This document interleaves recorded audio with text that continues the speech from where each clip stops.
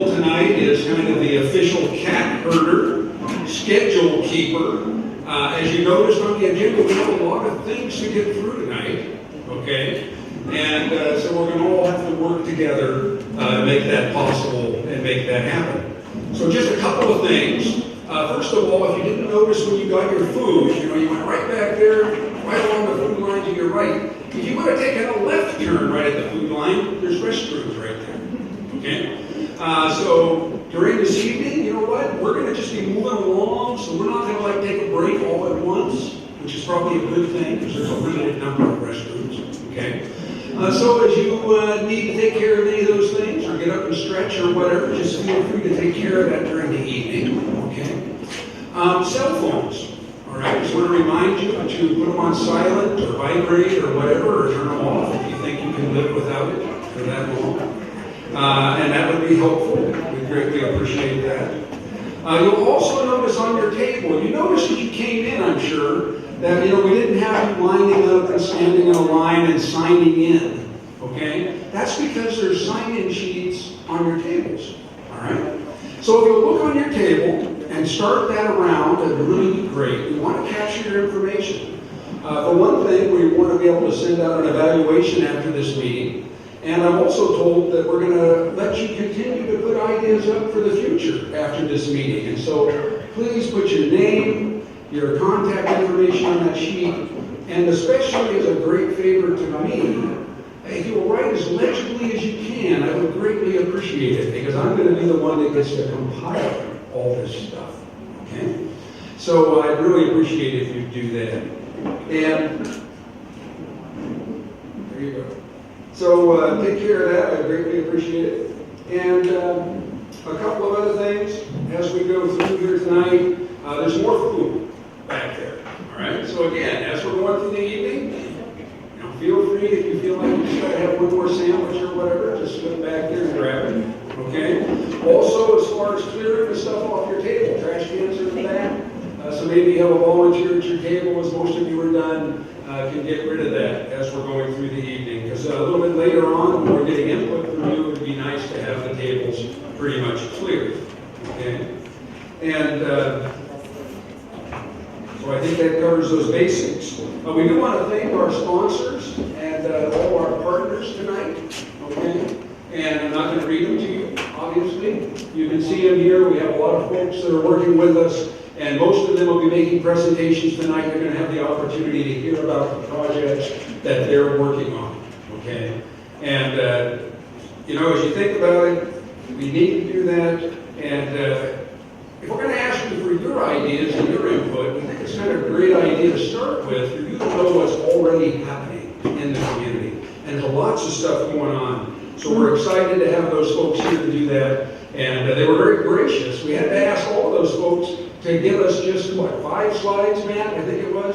And, so we had to kind of curtail it. They had to get that done. I think one person was telling me earlier, boy, it was kind of challenging to take their hour-and-a-half presentation and knock it down to 5 minutes. Okay? So, but you know what? They did it. These folks did it, and we're going to see them carry that out tonight as well. Desired outcomes for tonight, you've got an agenda there on your table, you'll see them as well. As I mentioned, we're going to update the community on recent and ongoing initiatives. Okay, 15 different organizations are going to tell you what they've been working on, what they're doing. We're going to try to facilitate communication and coordination of initiatives going forward. We have a lot of great things happening in the Brainerd area. I've been amazed and excited as I've seen all the different things come in. There's a lot of stuff going on. And we think that maybe right now is a really special time. A lot of stuff going on by a lot of organizations. And we want to try to coordinate, not control it, but coordinate, collaborate, communicate, and just work together to get things done in the most effective way we possibly can. We want to gather feedback and ideas from you. So a little bit later tonight, after we hear from everybody else, we're going to go through a series of just 3 questions. And we're going to give you the opportunity to give us input. And then we're going to be able to take that and pull that together, and that's going to help these organizations. This will help us build a foundation for broader planning and volunteerism. So if you put your name on that list, give us good, clear contact information. We're going to try to make sure that you keep getting information going forward so you know what's going on. All right? And then again, we want to celebrate success, build momentum, and build on the community excitement that we think is out there now. And I think the very fact that even though this was put together in a fairly short time frame, got a great group of people here tonight, shows that there's a lot of interest in what's happening. So we appreciate that. And so at this point, I want to ask the mayor of Brainerd to come up and meet and say a few words. Welcome.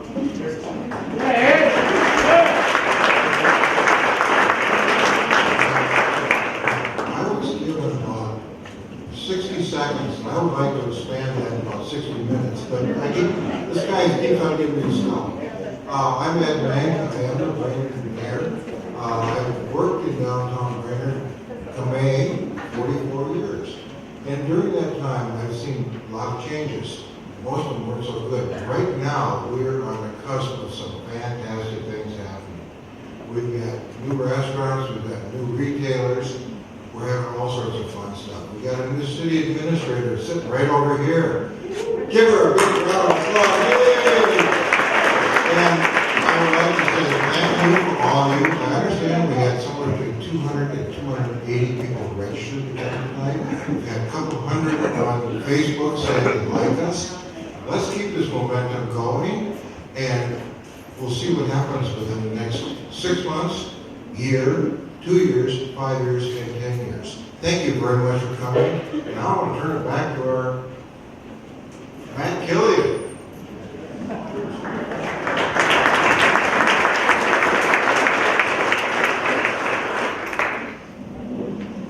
Thank you, Ed. He's turning it back over to our Matt Killian. I like that. I have just one message for everyone, and that's this.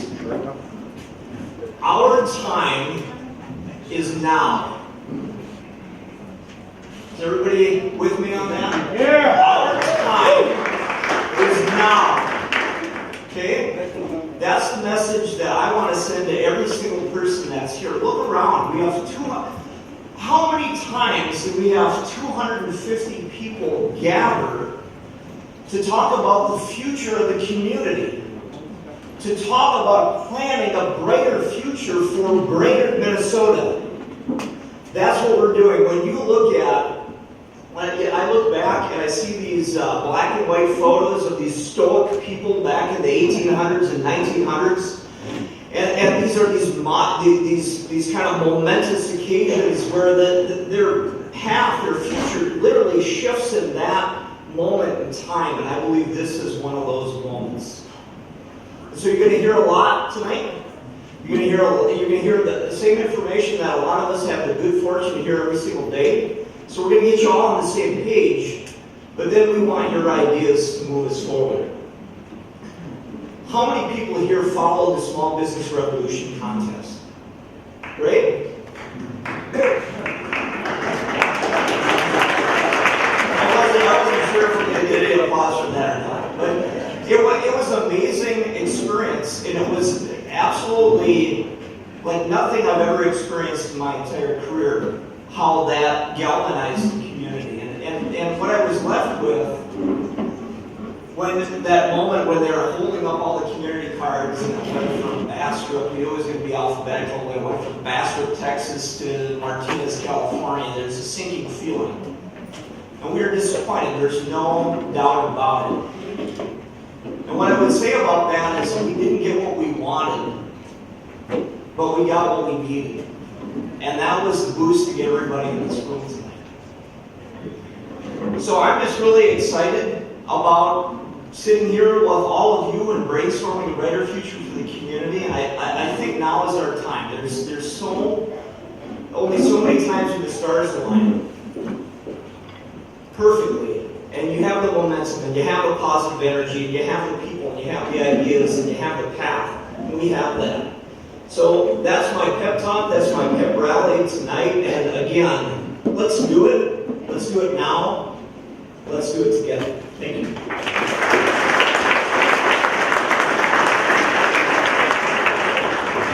So now it's my pleasure to introduce Sheila Haberkamp. She's the Executive Director of the Brainerd Lakes Area Economic Development Corporation, better known as BLAEDC. And it gives you a lot of credit. She had a vision to pull all this stuff together from the river to the rail, and so she's going to talk to us a little bit about what.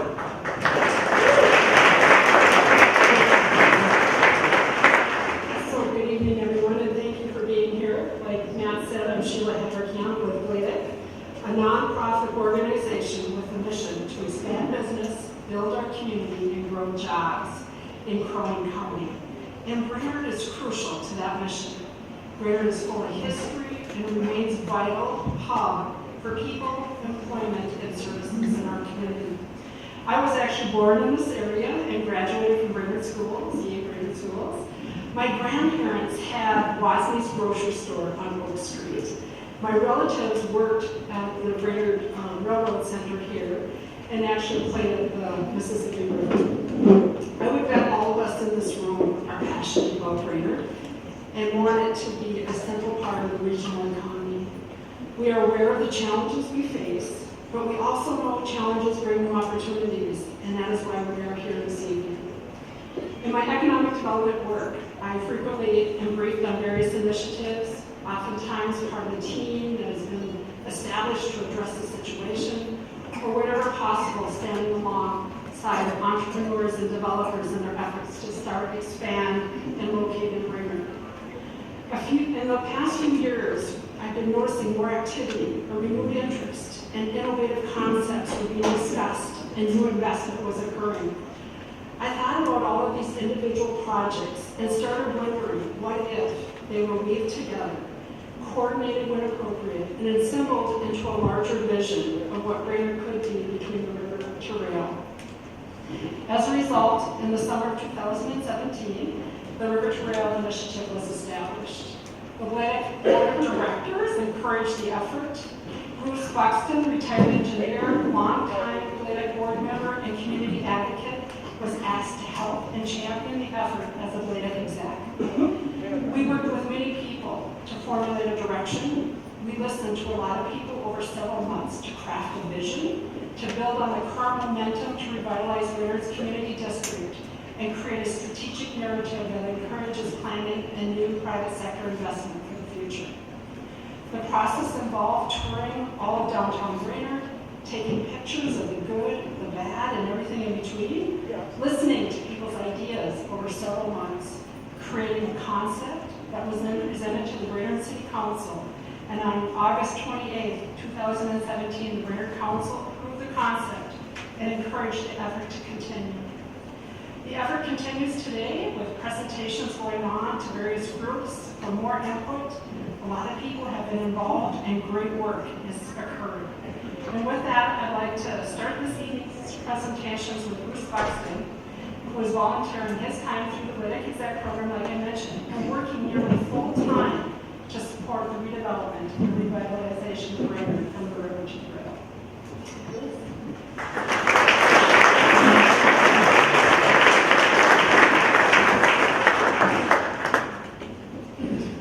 Good evening. I want to thank you all for coming. This is frankly the biggest group we've had to make this kind of presentation for quite some time, and we really appreciate your interest. Fortunately, you don't have to listen to me all night. We have a group of people to tell you what they've been doing in their involvement in Brainerd. In the interest of time, because there are 15 of them that are going to talk, each individual will come up here and introduce himself and the organization they're with. They will have 5 minutes. We have a timer sitting over here. What is that? Okay? We want to make sure that everybody gets to say what they want to say later. We're not going to be taking questions when they make their presentation, but we'll all have an opportunity to talk about it in the discussions afterwards. So, with that in mind, I'm going to call up Ashley Kaisershot to start this off. She's the coordinator of the river, and this is River to Rail, so we're going to start with the river.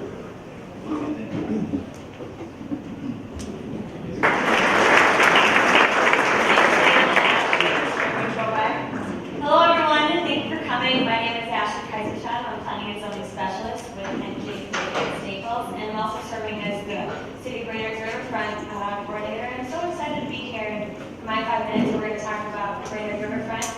place where we're creating recreational, economic, and cultural opportunities in Brainerd, Minnesota. And I'm so lucky to be speaking on behalf of the Brainerd Riverfront Committee. If we have any committee members, please raise your hand proudly a little bit. The Brainerd Riverfront, thank you. The Brainerd Riverfront Committee is a 10-member advisory group that reports to the City Council, and they've been working diligently the past 2 years, if not years, prior on the redevelopment efforts of the Mississippi River corridor.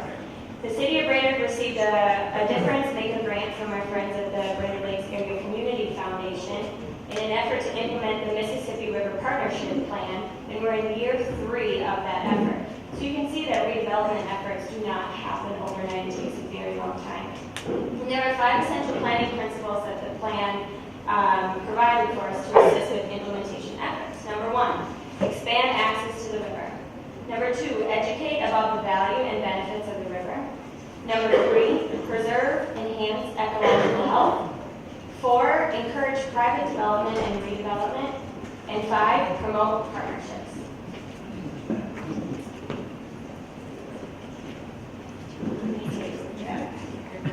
I think she was looking forward to it. So riverfront redevelopment and park and trail connections bring dollars to the area in which they serve. And our efforts will impact our residents' health, wellness, active living, and they're going to generate dollars through tourism spending, eventually leading to redevelopment. And according to a report from our friends at the Park and Trails Council of Minnesota, a report called Minnesota Parks, Trails, and Tourism, they state that Minnesota counties with abundant outdoor recreation opportunities generate more than double the leisure and hospitality sales than do counties with few recreation opportunities. And from the American Heart Association, every $1, single dollar, spent on bike trails and walking paths saves an estimated $3 in health costs.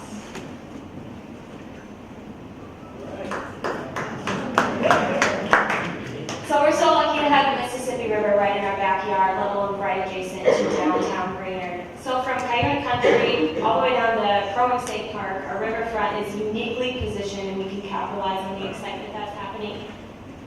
It's right here that we can leverage the confluence of our state and local trails. We can do this by connecting people to water and water to trails. So we can connect the Paul Bunyan State Trail, the Coyote Lake State Trail, the Buffalo Hills Trail, and Great River Road. The Mississippi River is a recreational, economic, cultural, and historic hub of our community. And it's important to note that these efforts cannot happen alone. We have to be working with all of the folks here tonight in River to Rails, and especially our downtown revitalization efforts, because it's essential in the planning process. So a little bit about our projects today, talk about the good stuff, is the Riverfront Trail is alive and well. It's just moved into the seeking funding stage of our planning efforts, and we're concurrently working on other aspects of our plan. You might have seen it in the Star Tribune yesterday. It referenced that we're currently seeking state aid to complete the environmental testing and design and engineering of that project. And the image that you see on the screen is a conceptual rendering of a proposed plaza project that will be located on the historic steamboat landing directly west of the high school. And at this space, it'll connect people together, and it'll provide learning and gathering spaces, and it will join the elevated trail, a trailhead of sorts. So a few other exciting initiatives we're working on is a cleanup effort from Washington Avenue all the way down to College Drive along the river corridor, a banner program to identify our district, connecting the riverfront to downtown through various programming efforts. We're calling it Mississippi Moments. It's going to be a storytelling tool to talk about the feel-good components of what it's like to be next to the river. We're going to continue to champion our friends down at Rotary Park in the Fields of Seeds project as they're going through the second round of planting this spring. Rotary Riverside Park is a strong anchor on the south end of the Park and Trail network along the Mississippi corridor. We're going to continue to collaborate with our regional partners to obtain regionally significant status. And finally, we're working on a fun program we're calling the Brainerd Lakes Trail Network. I get 5 seconds for that. Please follow us online at brainerdriverfront.org to follow our progress and see how you can get involved. Thanks.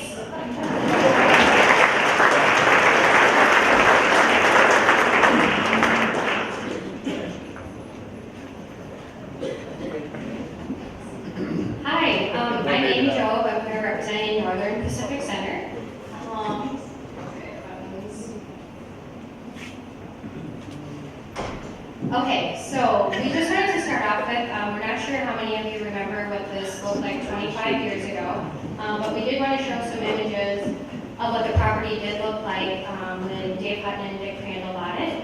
And that they celebrated 25 years this past summer. So just to show what the property here has been through, it was originally the NP Railroad Repair Shops.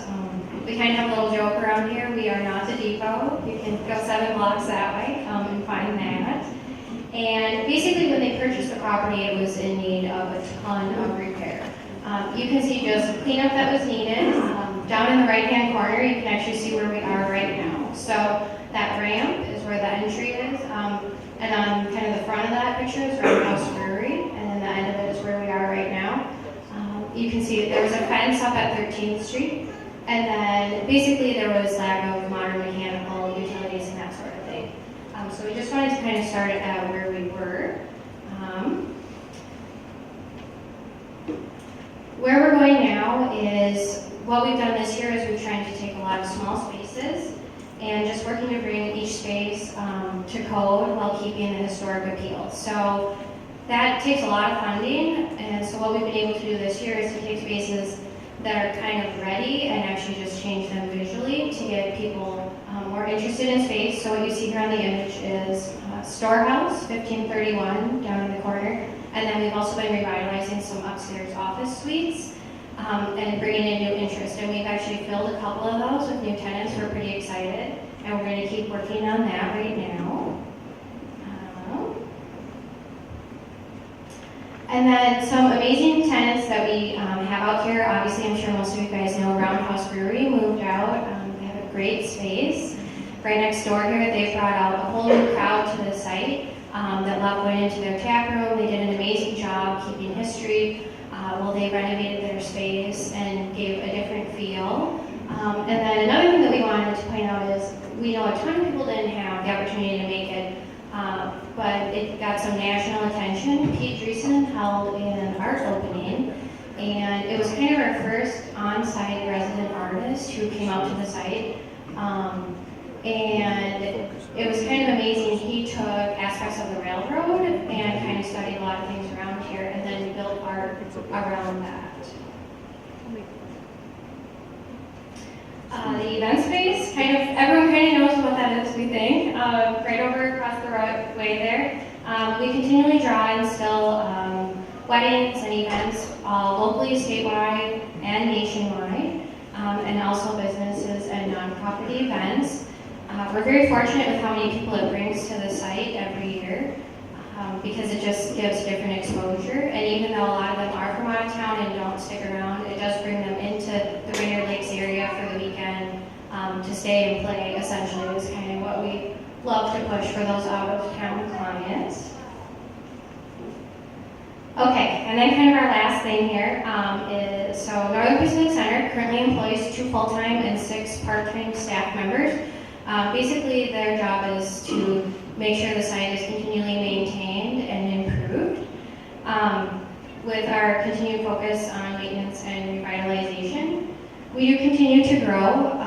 One of the main things is that it is a private organization out here, and we've been very lucky that the city and DPU in the early 2000s helped bring the road in, and last year City Council granted free sack and whack, which has been amazing for the site. And then at this point, we're just looking forward.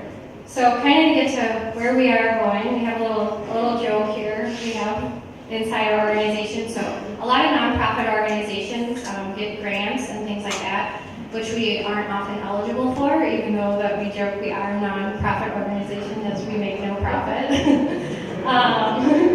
But at this point, if money were no object, where would we go? We'd be looking for a boutique hotel, outdoor sculpture gardens, we would love to do, a live-work community, and then rebranding this entire neighborhood as the historic railroad district.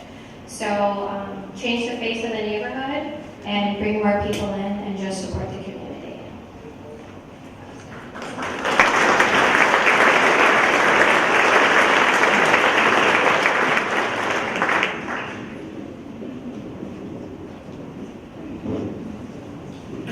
Good evening, I'm Jerry Steinke, I'm a local attorney, and I'm here to talk about the Crossing Arts Alliance.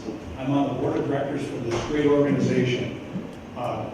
The Crossing Arts Alliance is an arts nonprofit organization whose mission is to act as a gateway to arts for our local community. We are supported in part by almost 500 members, individuals and families, which includes area arts enthusiasts, local businesses and organizations, and philanthropic community members.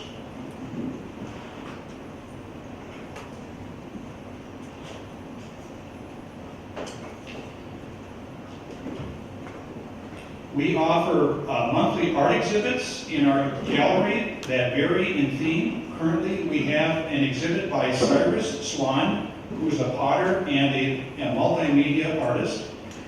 In the upcoming months, we will see children's art, fiber art, photography, and a quilt show. We offer low-cost monthly children's art programming at our Crossing Arts Kids events on second Saturdays. This is our chance to introduce children to a wide variety of art forms, engage learners of all ages, and cultivate creative thinking. We get anywhere from 30 to 80 children on these Saturday events. They typically start at 10 o'clock. They're free or very low cost, so if you have children, grandchildren, nieces and nephews, I encourage you to participate in this great event. Oh, thank you. Okay. In the summer of 2017, we launched the Mark Munson Memorial School of Rock Summer Camp to encourage young children who are interested in rock music in our community. We're looking forward to offering this camp again in July of this year. Next slide. We share the work of local artists in our gift shop and offer local artists an opportunity to connect through our events and exhibits. Next slide. During the Christmas season, our space turns into what we call the Kringle Market, Kringle with a K, and we offer one-of-a-kind art and fine craft from area artists, which makes thoughtful gift giving very easy for you. We hope you will come and visit us at 711 Laurel in downtown Brainerd and see what we have to offer. For those of you that have difficulty coming up with gift ideas for that special person, we have a variety of quality, unique, locally crafted art that's available. And if you were there last month, if you come next month, we'll have new stuff for you to look at. Thank you very much.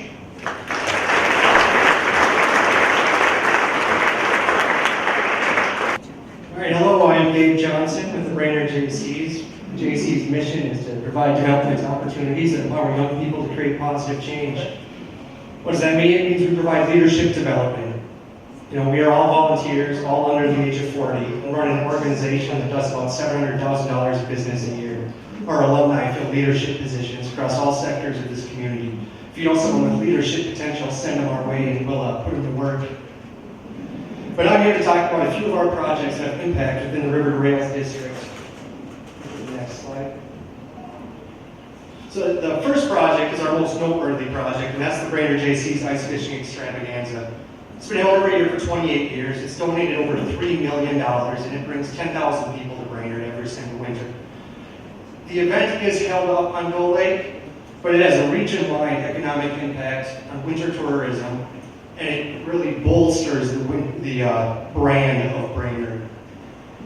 Every year, the event garners national mass media attention and puts on bucket lists worldwide. A trip to Brainerd in January. Recently, we had a correspondence visit from the BBC, NBC Nightly News, Vice Media, and even a reality show from the Nat Geo channel. This event draws people from around the world. Just this year, we had a guy from the Netherlands show up for the contest and chartered his own helicopter so he could just fly around and see what the hubbub was about. Next slide, please. Next, we'll go with a few projects we run within the River to Rail district. I'll start with the Brainerd JC's Rubber Ducky Race. This project is really just a raffle. It's a duck race raffle. We partner with the LASA and the Brainerd Warrior Fishing Team to sell raffle tickets, and we put the corresponding ticket number on the duckies. we dump them into the Mississippi River. The first 30 duckies to get down to Kiwanis Park are the 30 ticket numbers that win a prize. It's a really complicated way to do a raffle, but it's a fun event. And it gives our citizens a day to come out and engage with the river downtown Brainerd, and we take a lot of pride in that. Next slide, we'll go downtown to the Brainerd JC Street Fest. This project has been run for 16 years, 13 of the years it's been downtown Brainerd. This event consists of live music, yard games, history walks, real-time art, and of course, delicious, delicious barbecue, all with the historic downtown as the backdrop. This event doesn't really give any donations, it's more organized just to be a community celebration in downtown Brainerd where everybody can come out and have a good time. It annually draws hundreds of people to socialize, dance, and enjoy America's great pastime of eating barbecue ribs. And the final slide will end up at the rails, and that's over at the NP Center, the Distinguished Service Awards banquet. This project is in the planning stages of its 20th year. It's a partnership between the Brainerd JCs and Brainerd Community Action. We work together to honor citizens who are truly inspirational to us all. The event has been held at many different venues around the Lakes area. When we saw what the Huttons and Amy Joel did over here, we knew the DSA had found a home forever. Thank you all for your time and dedication to the River to Rail initiative. I want to say the Brainerd JCs are really excited about the opportunities that are going on, and we're available to help where we can, whether it be monetary donations, or people power, or collaboration, or even if you just want to sit down and brainstorm with somebody who knows what they're talking about. I recommend Bark Armor, but that's just my opinion. But if you need any help trying to start the next big thing, please ask the JCs. We'll do what we can. Thank you.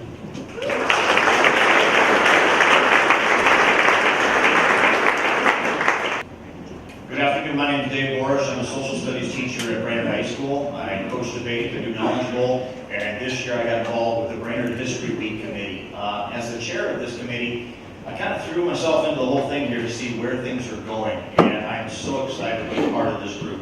We're going to be starting off on Thursday, if you check the next slide here, on Thursday, August 9th, here at the Northern Pacific Center. We are celebrating a few things this year. First of all, Brainerd International Raceway is experiencing their 50th year, and we've got a few people that are going to be able to bring in some cars here to kind of show them off at the site. We've got tours throughout the entire center here. If you've been with us the past couple of years, we were over at Wausau Paper over there, and you toured the dam and everything. We're going to have some tours here this year to be able to celebrate what happened on this site and see where things are. We're also going to have an antique car show here, so you'll be able to stop in, check and see what's going on, and kind of see what's taking place. And our next slide, we're celebrating this year's theme is the river itself and West Brainerd. We've kind of gone from location to location. We started in North Brainerd 2 years ago. We had the Northeast Brainerd. This year is the River and West Brainerd. Just out of curiosity, those historians out there, West Brainerd used to be known by a different name. Can anyone tell me what that name was? The Dump. Was not the Dump. I remember the Dump. Boy, do I remember the Dump, yeah. Anybody remember? It was the actual county seat of Cass County. They called it Lawrence, and of course that got taken over by Brainerd, so that's kind of cool to see how that is. We're going to be celebrating this. We've got a couple of things going on down at the river that year. We're going to be presenting a plaque. Apparently the bridge that you see here, the old railroad bridge, actually collapsed with the loss of about 5 or 6 people. They were killed in that accident. We'll be presenting a plaque this year. We're going to have tours down there. It'll be everything from the steamboat to the logging mill, everything that was down there, and take on that. In our next slide, we're going to be on Saturday, August 11th. It's Old Crow Wing Day, so we're going to be doing some things down there, like a bike, basically a bike ride tour down there. We'll be doing some presentations on the river itself. Chief hole of the day, it's the 150th assassination, or anniversary of his assassination. We're going to do some presentations with regards to him. We've got the Evergreen Cemetery Walk, if you've ever been on that, it's fantastic. And this is also tied in with This Old Farm Week. This is the day that they have. If you're from Brainerd and you know what Brainerd is all about, you need to head out to This Old Farm. We're going to promote that daylights out of that place because they've got so many cool things out there that used to be here. They're out there, and we're going to showcase this. Our last slide here on Sunday, August 12th, will be kind of the finalization of everything. It'll be out at Lum Park. We're going to do everything from hopefully an antique boat show out there, a fishing contest. We're going to try to co-opt the Brainerd High School fishing team with that. And then to sum everything up, I'm the announcer for the water ski show out there, the Brainerd Ski Loons. And we hope to have about, I don't know, we'll shoot for 500 people to see if we can get you guys out there. It is an amazing show. We're going to co-opt everything together. The idea or the goal behind this History Week is to bring people to Brainerd, celebrate the history, and of course bring them to the town and so forth. Our goal next year will be to celebrate downtown Brainerd itself, and we're going to really see if we can pull some things together. So that's Brainerd History Week in a nutshell. I turn it over.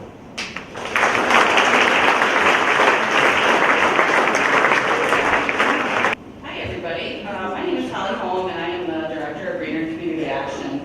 I've held that position now for 1 year and 2 months. So I inherited a lot of stuff with that. And what I've learned in my time there is that when I've gone out and spoken to other groups and organizations, you know, like the Rotary Club, Sertoma, Brainerd Elks, those sorts of places, I've talked about community action and the reaction mostly is, yep, you do the 4th of July. And then they all want to know, what do you do the other 9 months of the year?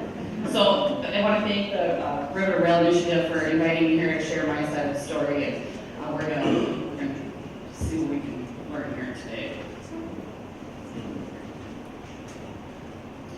So Brainerd Community Action is really here for the community. We are our own nonprofit 501c3 organization, and our job is basically to help community members get connected with other nonprofits in the area. As far as I know, there's about 400 nonprofits in growing county. Our job is to get people in need, to get those folks in touch with other organizations that provide services. So with that said, it's a task. There's a lot of needs to be met in this community, and people need to understand that community action is here for them and to get them connected to those right people. We can also host organizations to be their fiscal agency.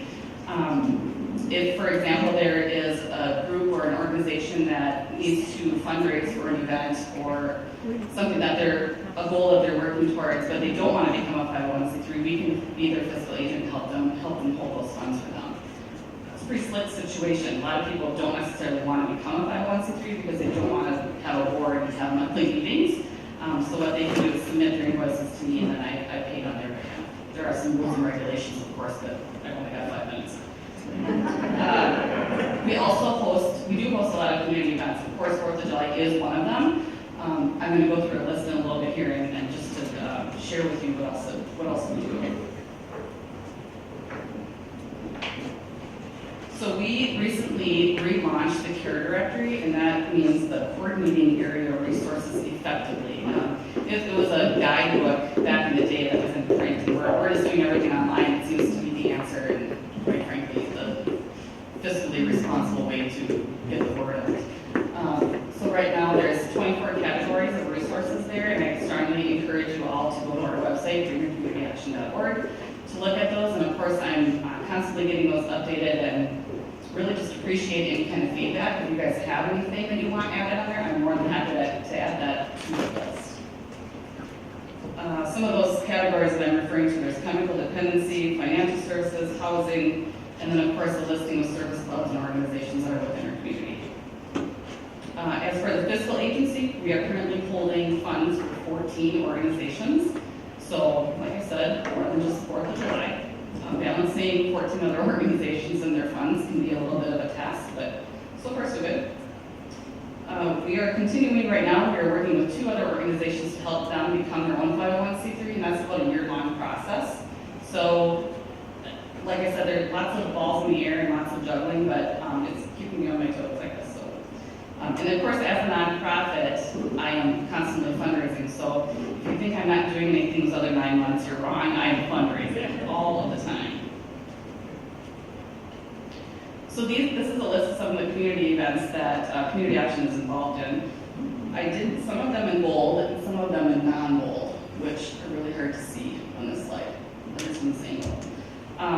The non-bolded items are the ones that are partnered with other organizations. As Gabe had mentioned, the Seamless Service Award is something that we partner with the JCs. I just wanted to touch on the community day that's listed out there, August 6th. It's going to be something new that we are bringing to Brainerd this year. As I referred to all of those services that are out there for the people in need, we're going to bring those organizations to one location for one afternoon, have it open to the public, and have those services be available and just be a resource for those that need it. I also wanted to just touch on the sesquicentennial, which is the 150th birthday of Brainerd. That is happening in 2021. Nothing has been set in stone yet, but I will tell you that I myself have some pretty fun and interesting ideas of how we're going to be celebrating. We're going to be kind of partnering, only be partnering with the Brainerd History Week to make that happen. I'm going over, sorry. I just wanted to get questions. Sorry, okay, I'll make it quick.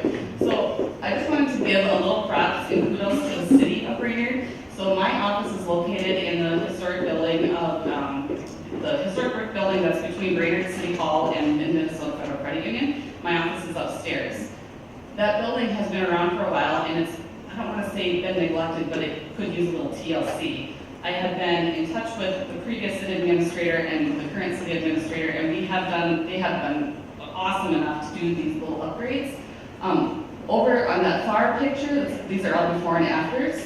So you can see that there was some window fixtures that were kind of falling apart and were very visible to the public. They put that black border up so now people can sit in that lobby area and not feel like their back is open to the public. The one in the middle is simply new flooring and paint, and I know the picture doesn't show it very well, but it used to be like what I call the mental institution green. You guys all know what I'm talking about. Referring to like the 70s horror movies, that type of feel. So they painted it a nice creamy white, and it's very welcoming. The bottom, or the one to the right, is basically new carpeting, and just wanted to touch on that these aren't all just visual improvements, they affect other senses as well. One of them being the sense of smell. You can imagine what a 20-year-old carpet in a public building smells like, so we are grateful for the replacement. It also, let's see, the site, we got rid of the clutter, and then the hearing, if you guys aren't aware, the audio for the city council meetings has been greatly improved, so I highly recommend you watch that. All right, thank you very much. I have more, but I guess. All right, thank you all. Thank you for coming. Thank you for coming out and showing your time and interest tonight. I'm Jamie Beezer. I'm a board member with Brainerd Restoration, and I get the pleasure of describing a joint initiative of creative placemaking. We're made up of a diverse group of business owners and nonprofits, everyone, including Sarah Hayden Shaw, with she's the owner of the Sage on Laurel, Mike England, president of Brainerd Restoration, Cheryl Hills, executive director, and Don Espy, the planner of Region 5 Development Commission, Vicky Strulis, which I probably butchered her name, program coordinator of 5 Points Our Council, Lisa Jordan, the executive and architect across the lines.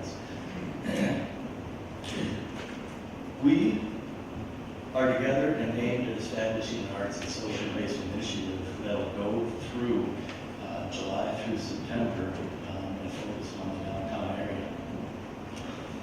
Why are we doing this? This summer, the DOT has slated South 6th Street for substantial upgrades during April through September. Our primary goal is to show and provide support for downtown business and property owners. You know, we believe in our downtown residents area. We believe in the history and the assets of our community. And we also believe that our downtown has the heart of a thriving, vibrant future. We all want to do whatever is possible to help others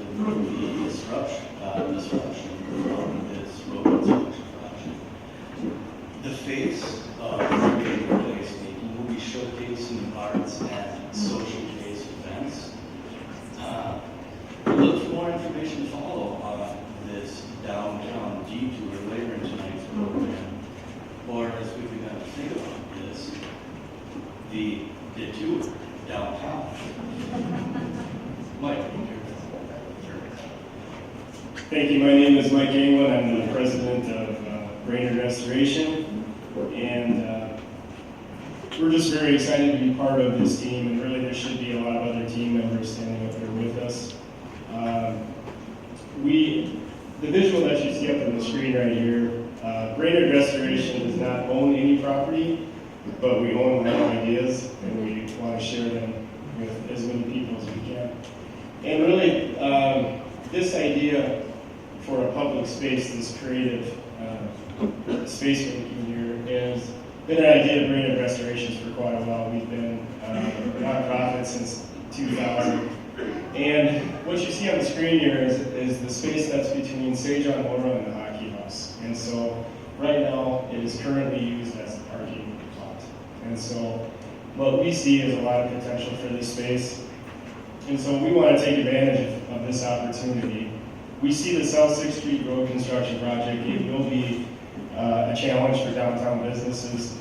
Part of our mission is to be an advocate for downtown, and that is for property owners and business owners. And so it will be a challenge, but what we want to see this as is a possibility. It's an opportunity of what downtown can really be. So we've always had the idea that it would be really great to have a nice public space downtown that can be very flexible. It can host a variety of different events. And it doesn't have to be anything permanent. It can be something that can change with different events that are planned throughout the year. And this visual here gives you a view looking down on what that space could be. And so as you can see, this could be, for example, about 26 of different spaces for whether it be an art show or whether it be some kind of a place for displaying or some kind of a public space for selling crafts and other things like that. And so we're really excited about this. This is part of an overall larger project that we're actually working on right now, and we will be talking about that later on in the program. But we're just really excited about this. Jamie and I are both working, we're in the design profession, and we actually have volunteers that are our members that offer their talents to create these. So Ashley Martell and Jake Scott actually will done this and help prepare these. And so we're very excited about this. Brainerd Restoration, that's our group. If you want to join us or be part of this great group, come find us, and we'll present to you here in a little bit as well. Thank you.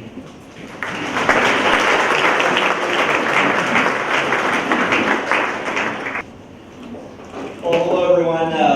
Again, Matt Killian with Brainerd Lakes Chamber. Thanks for your attention. There's a lot of great information. We just want to make sure you all have it. And I wanted to talk to you a little bit about a contest that you may have heard of. This would have been over the summer leading into the fall. And that's our Destination Downtown contest. And one of the things that you may not know is that it was interesting because the Small Business Revolution was essentially what inspired that. And then we ended up pursuing it, now we're back full circle again. So the first year that the Deluxe Corporation had that contest, Brainerd threw its hat in the ring. And we weren't successful the same way that we were this year when we made the top 20 and then the top 10. We didn't make the initial cut. But we had more nominations, not just votes, but nominations of any community in America. You know how many we have? Over 3,000. Not votes. 3,000 people filled out a form and said why they thought Brainerd should win that. And Deluxe was so blown away by that they contacted our local office, Range, that's owned by Deluxe, and I think, Ann, I see you back there. The Range folks are with us. And they said, we want to do something for you. So we want to make available is about $20,000 that you can deploy however you want to lift up your Main Street, your downtown, because that's the spirit of the contest. So what we ended up doing is modeling after a program that they're called with the Initiative Foundation in Princeton, Minnesota. I think we did it better than Princeton, but that's just me. And it was a contest to do one thing. And if you flip the slide, Megan, I know you're clicking. If you flip the slide, this is what downtown looked like over the summer. I know you can't read a lot of it, but basically anything that's in color represents an empty storefront, and at that time we had 13. So rather than just arbitrarily pick businesses to help with marketing, what we thought is, what if that could serve as a crown jewel of a prize package that would attract new businesses downtown to fill those storefronts? And so that's what we set out to do. We focused on the core. Jennifer Bergman from the HRA, I think you're going to hear from her in a while. She had some grant dollars and did a lot of research on that core, and we renamed it. We had to shift the branding, so we renamed it Opportunity Square. And there are 13 empty storefronts. So, drum roll, next slide. This is who won the contest. The Purple Fern Bath Company. They went through 3 phases. So the first phase was just an online questionnaire that led into some pretty intensive business coaching from Greg Bergman and the SBDC. And then they had to make the Shark Tank style presentation to about 12 judges to earn pretty much every advantage for first year success that you could want as a new business owner. And so the Purple Fern Bath Company, how many people here take baths or showers? You are the Purple Fern Bath Company's customer. And what's cool about it is that not only do they sell things like salts and soaps and bath bombs, which are not dangerous, somebody had to tell me that, bath bombs are not dangerous, but they also are going to invite people in for parties, so you can make this stuff. If you're looking for a social get-together, a kid's birthday or whatever, that's what you'd be able to do there. And so I'm going to introduce you really quickly, and my time is probably short, but Brenda Goldman Arts is right there. Brenda, if you could stand up. Brenda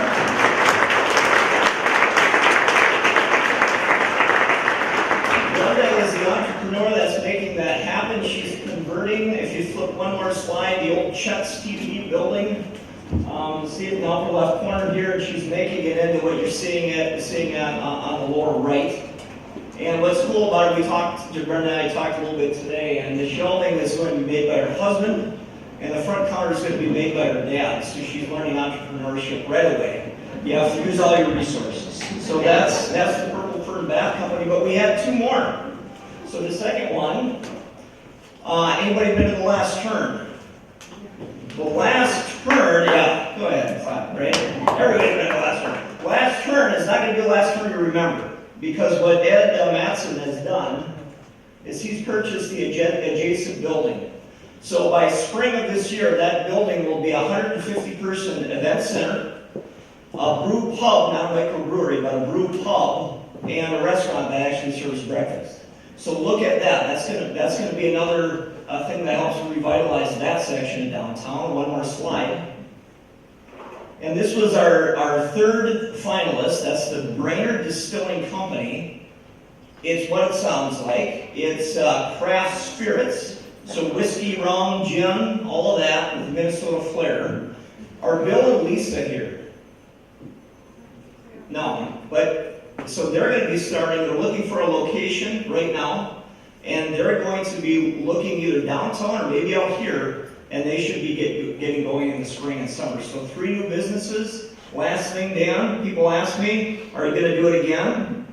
I don't know. Stay tuned. I think so.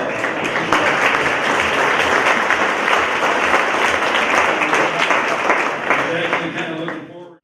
Thank you very much for having me. My name is Shane Riffle, and I'm the CEO of the Brainerd Family YMCA. Although I think it's timely, if you notice the very first green slide, when we started tonight, the YMCA was at the bottom, but it was the Matt Killian YMCA. So as we look to our future, that usually means that it's a pretty substantial gift, so I wanted to take this time to thank Matt to start us off.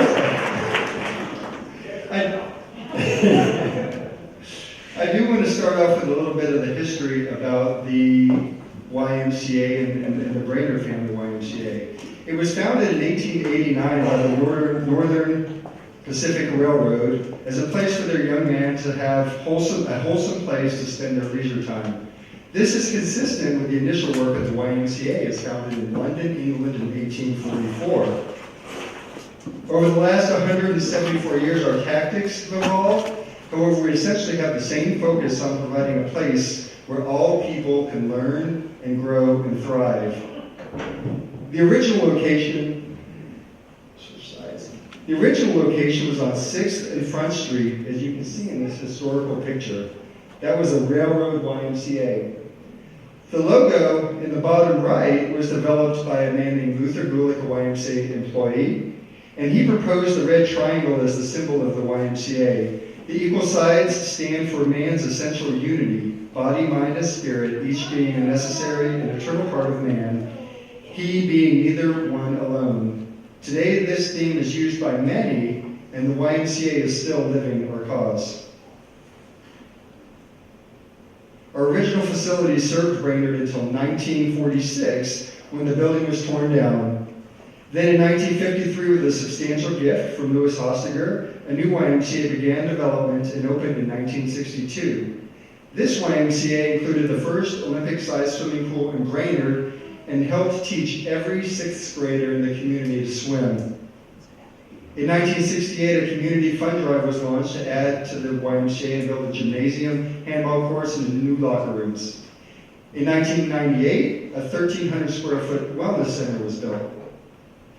With growing membership and an aging facility, the following year the board of directors launched a $4.5 million capital campaign, and in 2002, the current facility opened, adding a new aquatic center, fitness studio, child watch area, a new lobby, offices, lounge, locker rooms, family change rooms, internal renovation, and expanded parking. But today, our membership's still growing, and we have a very aging facility, infrastructure, and mechanical systems.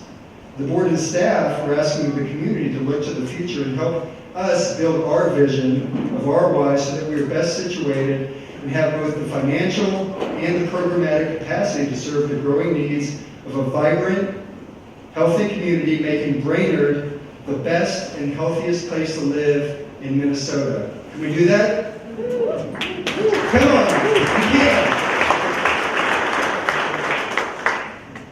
So besides our facility, the Y must stay relevant and use practices, leading practices to develop strong and resilient youth. In the days and months to come, staff are going to be working with collaborative partners to add new programs that serve STEM programming, summer learning loss prevention, and socio-emotional learning. We at the Y believe every kid is a promise. By expanding our competency and reach, we can help ensure that their innate need to be loved, spiritually grounded, educated, competent, and healthy is fulfilled. Another area of focus at the YMCA is healthy living. Many may not realize that since our early days, fitness has been a tool that Ys and its leaders have used to develop wellness. From developing group exercise classes to leading the concept of progressive swim lessons, Ys in over 2,800 communities are changing lives daily. Did you know that basketball, volleyball, and even the notion of Father's Day was developed by the YMCA? Today we're developing our staff so that we can expand our work in community integrated health and more. Evidence-based interventions such as mind, exercise, nutrition, do it for youth obesity, blood pressure self-management for hypertension, all in collaboration with Pro-Green Energize and many community partners. Central to these new programs is certified health coaching, a new concept. We'll be working on that as a component that we'll be making available to all new members and health seekers so that we can support them in their journey towards good health and well-being. Lastly, an important promise that our Y makes to our community is that everyone has the opportunity to belong and make us better at a time when we know that people are hungry, struggling with mental health, and are challenged with making good choices for their wellness every day. At the Y, we want to make sure that everyone has access and the opportunity to give back. We strengthen the foundations of community, and the Brainerd Family YMCA is committed to being a core partner in the next chapter of Brainerd. Thank you for letting us engage in this conversation.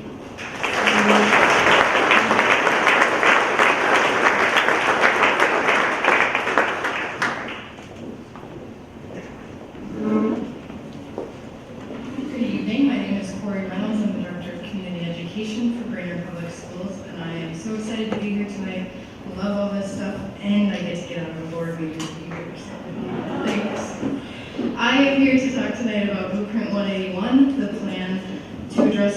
challenges of Brainerd Public School buildings and its connection to the River to Rail efforts. We have been on a journey of researching, listening, analyzing, and planning for the last almost 4 years. All the efforts of hundreds of staff, students, community members, many of you in the room probably, who have been engaged in this process has led us over the river and through the tracks to one comprehensive plan that is now before voters. Early voting started Friday. We are excited to link our efforts to the revitalization movement that's happening river to rail in the city. Here are the buildings in the district that fall into the zone we're talking about tonight. On April 10th, we had a special election to determine the future of Brainerd Public School buildings. That special election will feature a 3-question ballot. We propose in question 1 to reinvest in the neighborhood schools, elementary schools, right here in the heart of Brainerd. These are just kind of, whoa.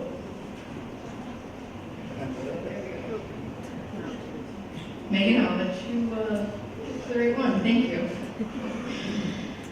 These are just kind of boring floor plans, but they represent the investment that the district is proposing that the community make right here in Brainerd. Our hope is that reinvesting in these neighborhoods in which the schools are nestled will spur on additional community development. Question 2 is about our secondary schools, so Forest View Middle School, Brainerd Learning Center, Lincoln Education Center, and South and North Campus of Brainerd High School. This question preserves and enhances the valuable location of Brainerd High School as an anchor to downtown for the next 50 years or so, is what we hope.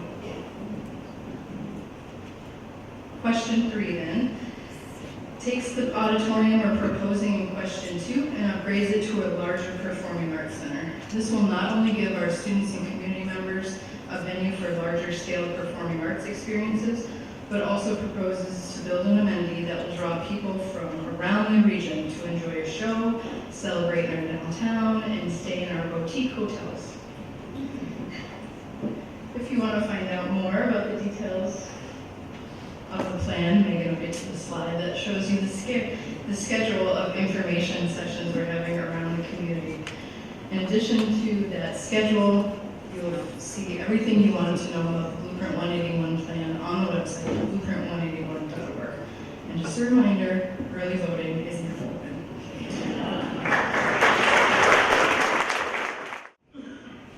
Good evening, everyone. My name is Mark Osgarden. I am the city planner for the city of Brainerd. I'm going to shift gears a little bit and not talk about an issue or a project, but about a very important document that affects all the issues and projects we're talking about. As this slide indicates, what we're here tonight to do is talk about where we are, where we want to be, and how do we get there. The way we do that is something called the city's comprehensive community plan. And tonight I'm going to give you a high-level overview of what that plan consists of and why it's so important. For those of you that may not have been exposed to what a comprehensive plan is or even have even looked at one, our city's comprehensive plan is simply our vision of the future that's adopted by our elected officials. Our comprehensive plan was last updated in 2014, and a lot has changed since that time. It's been over a decade since we've taken a look at where we are, where we want to be, and how we're going to get there. We're doing this comprehensive plan update as a team with the NJPA and Region 5, and we're doing it in-house. The City Council has appointed a 12-member steering committee to recommend the comprehensive plan updates to the Planning Commission and the City Council. Don't try to read the words on this screen, that's not what it's intended to do. There are a lot of words up here. What this slide is illustrating is the broad range of community voices, opportunities, and challenges that we're going to have in this update process. The dilemma is how the steering committee, how the planning commission, how the city council, and the community are going to sort through these issues to create your plan for your city.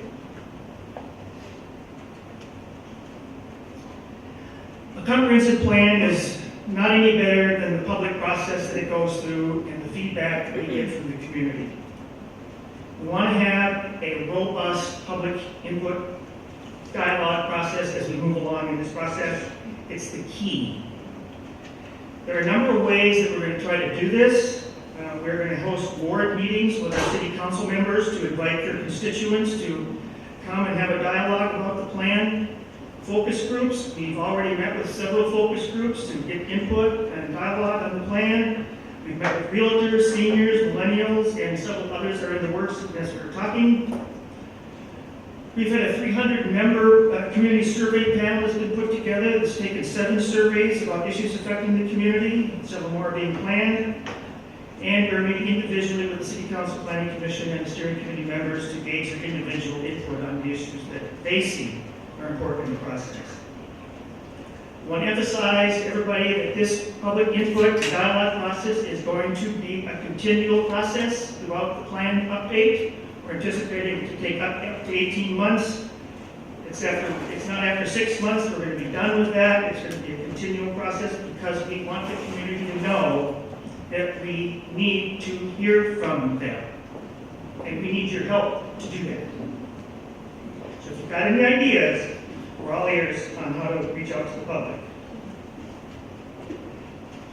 This slide represents the traditional issues that we look at in the comprehensive plan. I won't go through them. I think you can read those.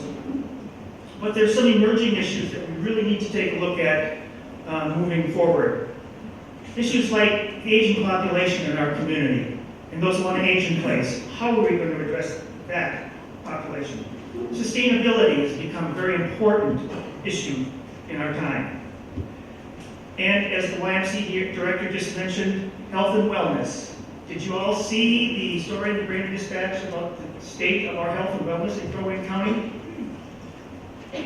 I think we need to address that in our comprehensive plan. We plan to look at using the comprehensive plan also as a fiscal planning document and something that the current plan does not have a good implementation plan for its future.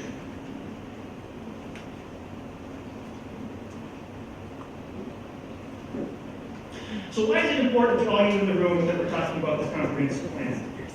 Well, you're all part of this input process. We're hearing tonight from 15 different agencies and organizations that are going to have great ideas,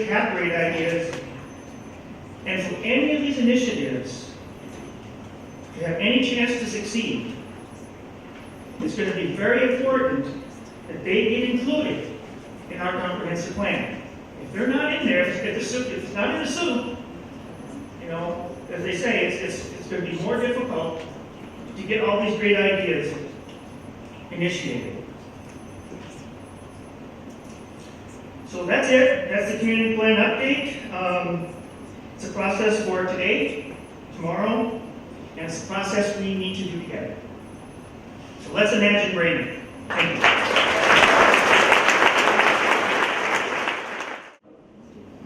My name is Nate Krotsky. I'm with Close Congress Commercial Property. As Corey from the school district walked past me, she said, "Beat that." So,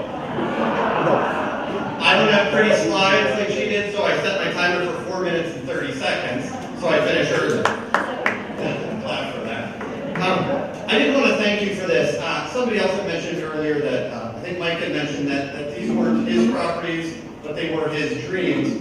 And I thought that was a great idea and a great statement, because while these aren't, my job is to come here and talk about commercial property in this area, they're not my properties. As I look around, they're your properties. And so as I talk about them, I thank you guys for your involvement in this community, financially, in this. And so as I talk through it, and forgive me, I ask for forgiveness up front because I will miss some of the amazing things that you have done. And so forgive me and tell me about them later, please. What we find in commercial real estate is that there's a perception about this community and perception about downtown Brainerd, but it's a misplaced perception, and it may have been based on things in the past. And so when we talk to people about what's available to own or to lease in downtown Brainerd, there's some obstacles that we have to overcome, and a lot of times when we say, well, why do you feel that way? It's based on something that may have happened 20 plus years ago. But what's exciting as we sit here today is it's changing. Because of the financial commitments by you, whether it be you owning the properties and working on them, or you going to those restaurants or shopping there, we see things happening. Well, what we've seen is that we've seen new businesses coming to the market, some that have even been talked about tonight, and some that will be talked about, whether it be Purple Fern or Sage, who's going to be presenting later, new businesses there. For the next slide here, it's TJ's Log Cabin is now going to become a new restaurant, and that's exciting to see things like that are happening and new businesses opening up. Next slide is we see the time and money and love put into the old iron rail by the Shaws, rehabbing a building that has a lot of potential, but needed somebody to come along and care about it. Next one, please. After hearing all this excitement, though, you say, it's great, that's exciting that so many good things have happened. Is there any room left? Yes, there is a room left. What we're finding is that we have owners of buildings that have made, some of the new owners to these buildings, that have made the financial commitment to put the time and money and effort into getting them ready for good quality businesses to move in there. What we're also finding is that there's also opportunities, if you want to own a building, you can still buy a building in downtown Brainerd, you can still rehab it, you can still get it ready for your business or the next business. Very cost effective. And it's exciting as we sit around and as we're sitting here in the room tonight to see how many people do care about it and are putting their money where their mouth is and putting it there, and great quality buildings and great businesses down there. So, in summary, there's still room for you. We'd love to talk to you. Other people that own businesses and buildings that are available, we'd love to talk to you about it. And it is exciting to see the changes that are happening, and you still have a chance to be a part of it. Thank you. Well, that's a tough act to follow. Actually, all of them have been tough acts to follow. My name is Jennifer Burton. I'm the Executive Director of the Brainerd Housing and Redevelopment Authority. What is the HRA? We are actually a local unit of government. We were created by the city of Brainerd back in 1969. Our mission is to provide redevelopment and affordable housing opportunities to strengthen our neighborhoods. One of the main goals of the Brainerd HRA, probably for the past 4 or 5 years, has been the revitalization of downtown Brainerd. And for those of you who remember Ray Burnett, I first started my position back in 2011, and Ray Burnett was on the board. And every board meeting, he would say, Jennifer, what are we doing about downtown Brainerd? His passion was a convention center downtown Brainerd, and he always talked about it for those of you who know him. So, although we've lost Ray, his spirit lives on our board, and we always kind of have our Ray Burnett. One of the things that the Brainerd HRA did back in 2015 is we participated in something that was called the Housing Institute. The name should not fool you. One of the things that we could focus on was downtown revitalization. We put together a team of 7 people, which was the most we could have, which was probably the biggest challenge because I think everybody was interested in revitalizing our downtown. We had members from BLAEDC, from the city of Brainerd, from the HRA, from Brainerd Restoration, and then property and business owners that also participated in this. We met every month for a year. We met every quarter with a larger group of people that were participating across the state and really learned a lot. But we came out of that with 3 main goals. One was marketing, and another was the rehab, and I forget to click. Megan, could you click? Thank you. And actually click one more. We'll get to it. So one of the things, the other thing, so marketing, I think Nate said it perfectly, perception versus reality. Secondly was rehab of our buildings. And third was to try to control or purchase a building downtown Brainerd. So the first thing, that although the Brainerd HRA wasn't the leader in it, I think one of the things that we found really exciting as a team was that there was some marketing efforts that came out of it. Destination Downtown, thanks to the Chamber and all of the people that participated in that, as well as the Small Business Revolution that also came out of the Chamber's efforts. For Destination Downtown, the Brainerd HRA felt very strongly about it, and we are providing a rental subsidy to the Purple Fern to the winner. So that I think was some great marketing that helped our perception versus our reality, or reality versus our perception. The next thing was rehab, and the city of Brainerd, or the Brainerd HRA on behalf of the city of Brainerd, did apply to the state for some rehab funds. We were successful in getting $650,000 as a grant. This, of course, was just a small incentive to the property owners that really invested a lot more than that. We hope that our small contribution helped those kind of be able to rehab their properties. With that grant, we're going to be able to rehab 19 rental units downtown Brainerd and also 9 commercial properties. Here are some of the properties that we're assisting the business owners with. And then the next few slides, Megan, if you're here, if you could flip through them. So this was the former Blue Ox, the Stage on Laurel. Sarah's going to talk a lot more about her project next. Bridge of Harmony, we assisted them with their facade improvements next. The Crossing Arts Alliance and the Lakes Area Music Festival, which I think has been a huge addition to our downtown. Joe and Nick Phelps, who own this property, and also the Chet's building that they own, which will be the former or the future Purple Fern. And then next. So with that, I am going to wrap up. I'm actually going to save a little bit of time. I do want to say that we're not stopping there. Again, we heard rehab as being one of the main goals for downtown. The Brainerd HRA and the city of Brainerd did submit an application for Northeast Brainerd, but we also included the iron rail on our next application. That application was submitted last week to the state, and we will find out about funding in May. So please keep your fingers crossed. We hope that we can help Sarah rehab the iron rail. So with that, thank you very much.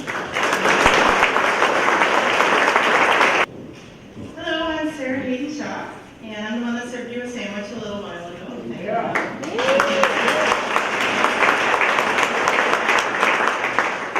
So I'm really thankful for the opportunity to talk about the 3 projects that have just really taken over my life for the last year and a half or so.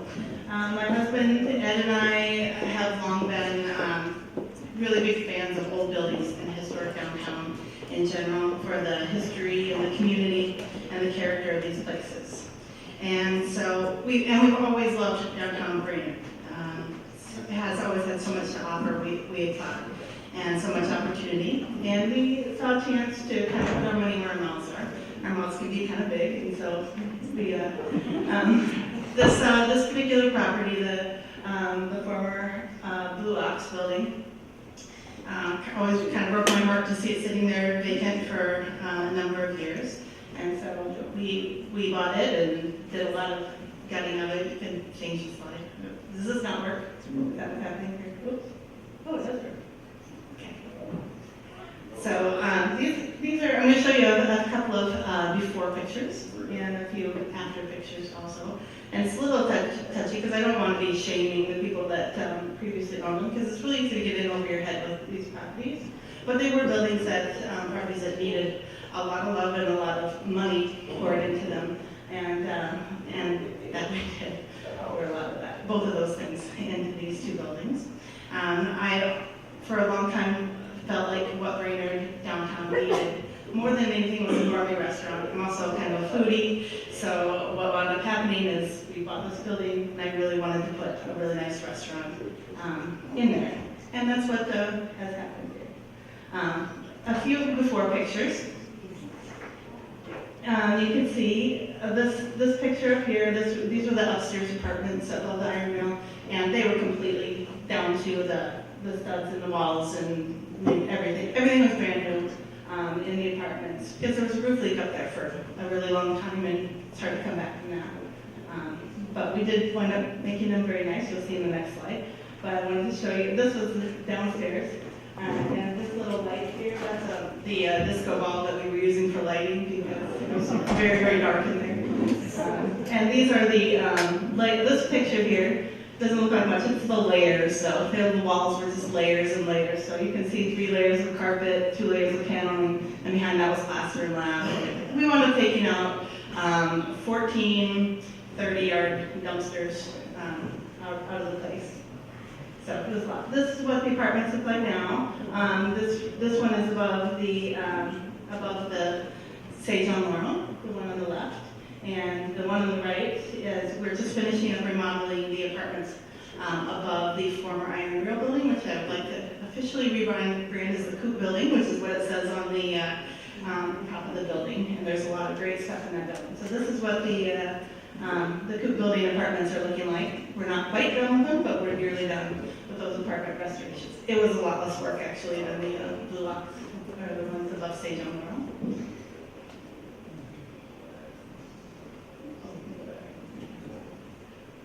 And this is after pictures of the, actually this is an after and this is a during picture of the commercial spaces in those 2 buildings. This is, it's a little dark in this picture, but this is the inside of Sage on Laurel. Hope everybody just had a chance to peek inside of there with what we wound up doing, going down to the brick and the tin ceiling and a lot of fun new flooring and everything else. This is, on the other side here, this is the in process of the main level of the Coop building. And it's huge, it's 6,400 square feet, and it's all tin tile and actually in great shape. So this picture here, tin tiles are something that I'm very passionate about. I love tin ceilings, and to me they represent old buildings very well. And they're the kind of things you can't replace these, and they're so beautiful and intricate. And it's really worth it to put a lot of love and time into restoring the old buildings and the tin ceilings. Right now we're in our we're well into our 2nd month of working on restoring the 6,400 square feet of tin ceiling in the Coop building. So I hope you guys will all get a chance to see that at some point. That's kind of a stay tuned thing. We don't have a permanent resident in it before that, or a tenant. We're making it beautiful and seeing what happens there. Oops. My only other thing that I wanted to say while it's beeping at me is just that I know everybody here is so engaged and wanting to see downtown be great, and I just want to flip that a little bit and make sure you guys are all thinking about what on, not up here, but what on this end of the building or of this audience can be doing for downtown. There's so many great buildings already, not just looking at what's going to be great in the future, but there's so many great businesses down there, and they all need your support. That's what's going to make downtown great. So think about your favorite businesses downtown. I know you have lots of favorite businesses downtown. Make sure you're getting out there and supporting them. And I will add, especially in the winter, it's tough for retail and small businesses in the winter. So we all need your support, and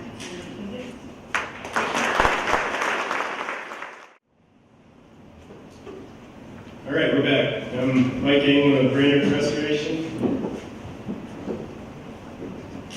We are a nonprofit. We're a 501c3 nonprofit organization, and to be honest with you, after tonight, and I've felt this way for the last year, that our name is antiquated and no longer relevant. It's Brainerd is restored. There's a lot of momentum, and that's a great feeling. So we've been around since 2000, and up on the screen right here on this slide, we funded the master plan the Damon Farber plan in 2002. We are also responsible for the Christmas decorations downtown, as well as the historic lighting. So our organization has always had the passion for downtown.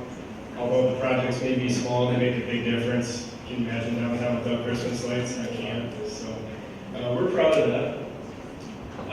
Oops.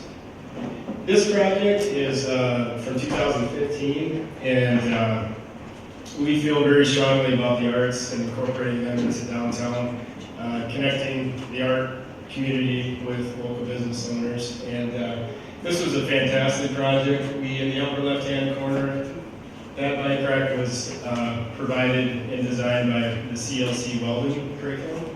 And so David Otto and his students actually met with the city. So that's Mark, Oscar, and Paul Sandy in the upper right-hand corner. They met with the city. They talked about where they could place this bike rack.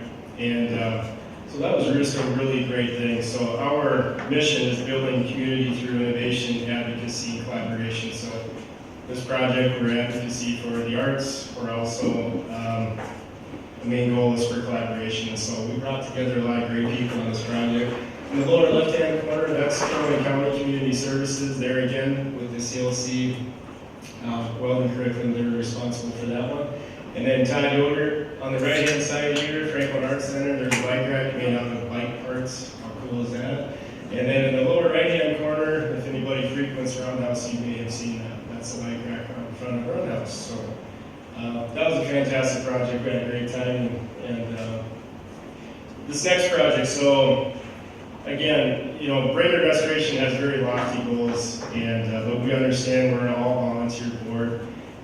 Right now, our board consists of myself, Jamie, Tad Johnson, Mary Johnson, Leanne Golds, John Schomer, and Reed Teesey. So we saw the success of what bringing art to downtown can be for the community. So our next project is the Legion here in town. What the Legion has is a big empty canvas on the side of their building on the east side, as you can see. And we felt very strongly about, we were the sole recipient of the downtown golf event last year, and every dollar that we received was going back into the community. So we identified this as our project. And so right now we're working with the Legion, Steve Ige and Rick Worsgala, and what they want to do is honor the four main branches of the military and the American Legion, as well as the Brainerd military history with the Baton Death March. So right now it's still an empty canvas, but it will be a beautiful artistic piece. In the lower left-hand corner, that's actually in Soccer Avenue, so that's an example of what we're looking to do. We're going to raise money to get this done. The Legion will not have to pay anything for it. And as part of our advocacy, they have building needs, so we're going to raise whatever it takes to do this mural. Everything else above and beyond that will go to the Legion for updating accessibility and things like that. We love our neighbors downtown, and we want to do everything we can for them. We're really excited about that one. We talked briefly about Detour downtown, and we're really excited about this. The project is huge. Again, we are working with the partners up on the screen, Region 5 Development Commission, Five Wings Arts Council, the City of Brainerd has been fantastic to work with on this, Sage on Memorial Crossing Arts Alliance. There's two goals here, and again, it's during the South 6th Street construction. We want them to know, business owners, local owners, that we care about what's going to happen to their businesses, and we're here for them. And the other thing is to also bring, again, what can art do? What can that mean for downtown? And there's a lot of different great opportunities for what we can do. Jamie?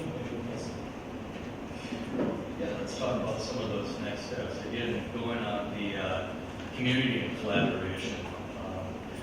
This is an effort that will find its funding primarily through crowdsourcing event. And what we want you to do is we want you to find interest in it. We want to provide an opportunity for getting involved with this. And a couple of the next events that you could get involved takes place on March 1st at 6 p.m. at Brainerd City Hall. We'll be meeting to kind of present some of the first ideas and challenges, and a brainstorming session with the downtown business community, really the community at large. And following up on March 12th will be the meeting with the artists and a design charrette aimed at starting to form some of the vision for this creative place in evening that will take place from June through September. That's all we have. Thank you very much.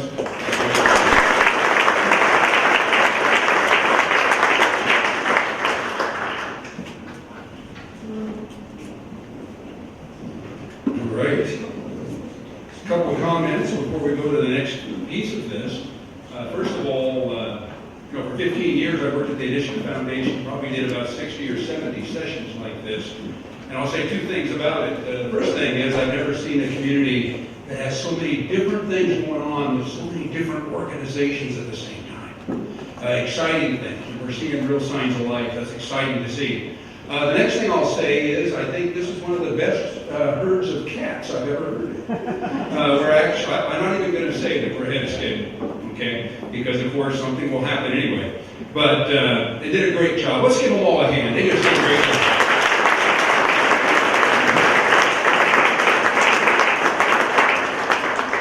And at this point, I'm going to turn it over to Bruce, and he's going to kind of take us on the next step of the journey.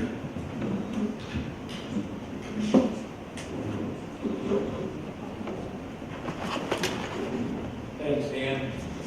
Aren't we lucky to have all these individuals and all these groups working in Brainerd? Thank you. Appreciate it. And I hate to say it, but that's just that much. There's a lot of others that we just couldn't bring in here tonight, that are working here or couldn't be here or anything else. And I don't want to forget them. I don't want to mention them all or anything else, but we got a lot of social service organizations, cultural organizations, religious groups, the center.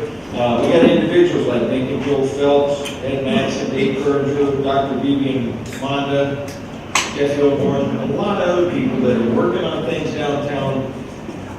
And when I say downtown, I mean in the larger sense of Brainerd, because even though we talk about the Destination Downtown project as being Opportunity Square, we're really talking about a larger venue in all of Brainerd.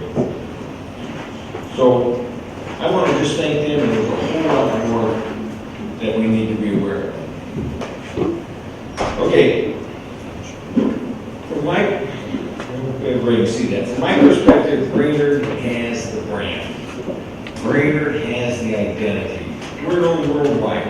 I don't care where I've ever gone, but when I tell somebody I'm from Brainerd, they know where I'm from. They know where I live. They know what this area is about. And they have the brand.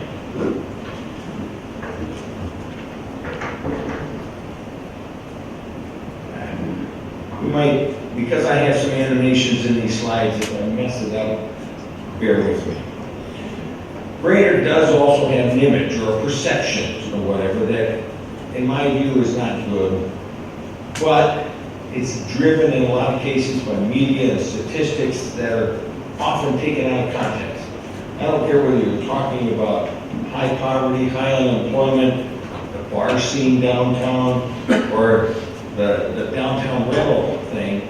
Many times they're just taken out of context. And if you look at the overall of the Brainerd area, I think we match up very, very well with most other communities. But even so, with that image or that perceived image, I think that's something we can fix. I think we need to work at doing that. Somebody once said that for every problem, there's an opportunity. And without some kind of problem, none of us would have a job. Our jobs, if you think about it, is to solve a problem. And so I think we have an opportunity here, and not unlike other cities, Brainerd does have its share of problems. But that means we have a real opportunity, so let's get together and solve it. Brainerd from a 10,000-foot perspective. Great river, great places, marvelous history, neat, clearly delineated. First impression, fantastic. Here's our downtown and the corridors leading to it. But can we better refine downtown and underscore the importance of nearby neighborhoods?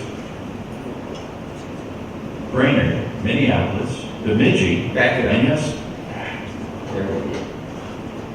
this photo displays groupings of blocks near downtown, which were created by good planning, circumstances which gave us no choice, or by good luck. Our downtown center will be the focal point of this presentation. Hundreds of people work daily in the Government Center, Franklin Arts Complex, the Education Center, our YMCA, and the railroad shops. Brainerd, Minneapolis, Bemidji, and yes, Pillager and Crosby all share common attributes in order to be a strong community.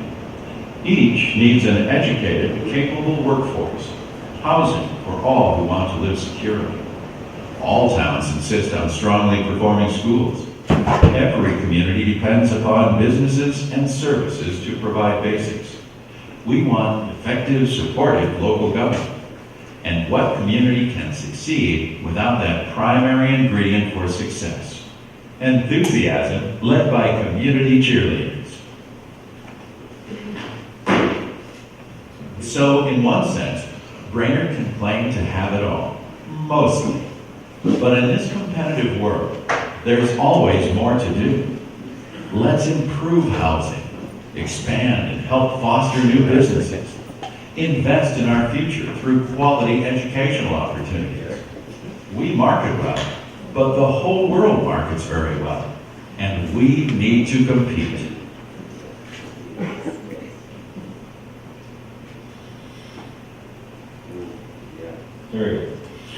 Warren Buffett said a long time ago that somebody sitting in the shade today is because they planted a tree a long time ago. Well, decades ago, a bunch of people came to this area and they built a community. They turned it over to us. Now it's our time to carry that torch into the future for future generations.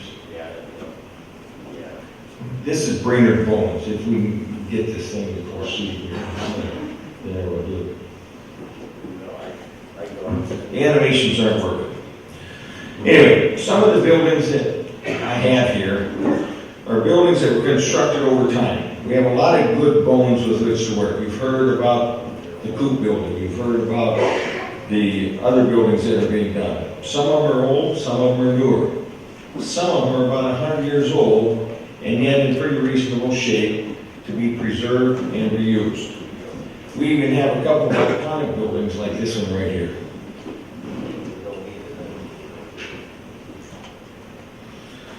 You've already heard about what's happening.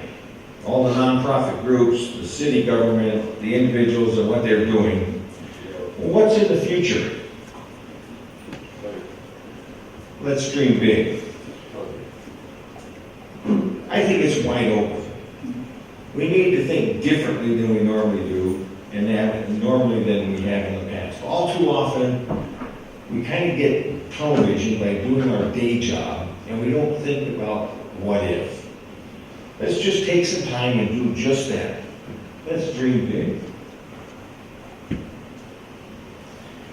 As young people look for jobs, they need housing. As people age, they tend to look for housing with less maintenance, easy access, and things to do without having to drive. Let's create some market rate housing for them and to correct the housing scene we currently have. A new major employer would bring even more jobs to the city. Our schools are one of the biggest economic drivers we have. They prepare the young people for the workforce that we need, but also they are the basis for attracting the workforce we need today, the employees we need today. Employees we need will not come to Brainerd if they perceive that we don't care about our schools. Arts are a part of the everyday life and we need to embrace it. We used to have at least 3 hotels downtown. They've all burned down and are now parking lots. You know, a new one would bring more people downtown and serve the needs of our business and government service. All of these things are amenities that make the community strong and bring people and jobs to this area.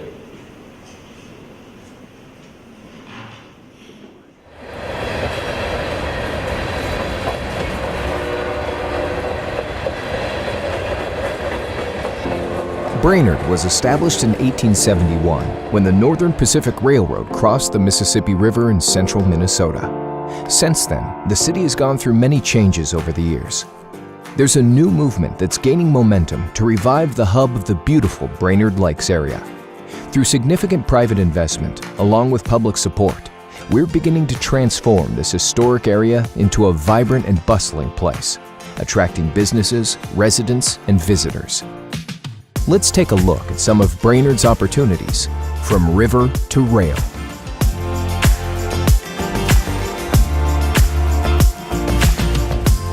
Brainerd has preserved the natural beauty along the river, but it's time to embrace this wonderful resource.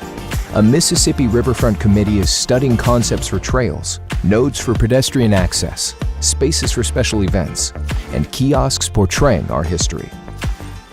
Moving east down the rail, we enter Brainerd's core, which is loaded with opportunities for new mixed-use development.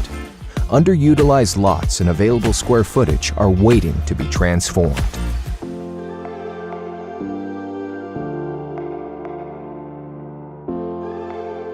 There's a need for quality housing within walking distance to employment, restaurants, activities, schools, and services. New construction is an option, or renovation to existing buildings. Several major employers, such as Crow Wing County, Central Lakes College, and Essentia Health, bring thousands of people to Brainerd every day. Community facilities like the YMCA are a strong draw as well. Brainerd's renewal effort has already begun and is gaining momentum. A historic school building was recently transformed into the Franklin Arts Center, which provides space for area artists. The Destination Downtown Brainerd Business Challenge was an economic spark in 2017, and 3 businesses are planning to open or expand as a result of the contest. The Brainerd School District has proposed improvements to multiple facilities, as well as new construction, including an elementary school and performing arts center. Brainerd graduates approximately 500 students each year, and the district employs more than 900 total staff, making it a significant economic driver. A children's museum is another project that's gaining steam. This premier facility could attract people from the entire region and be a showcase for Brainerd. Developing a green space adjacent to the Children's Museum could be a way to remember the historic Depot Park that was once the entry point to the city. Another option for the Children's Museum could be to reuse one of the historic buildings at the Northern Pacific Center. There's been considerable effort in recent years to revive this important part of Brainerd's past. Roundhouse Brewery and the NP Event Space are some of the remarkable transformations that have already occurred. Connections to downtown and throughout Brainerd will need to be developed as more people are drawn to this destination. Concepts for new pedestrian trails and additional parking are being studied. Anything is possible, and it starts with you. Small additions and renovations, new construction, and even fresh coats of paint will make a difference. Let's work together to create something awesome. Are you ready to hop aboard this train? We're proud to call Brainerd home. Now, let's make it exceptional. From river to rail.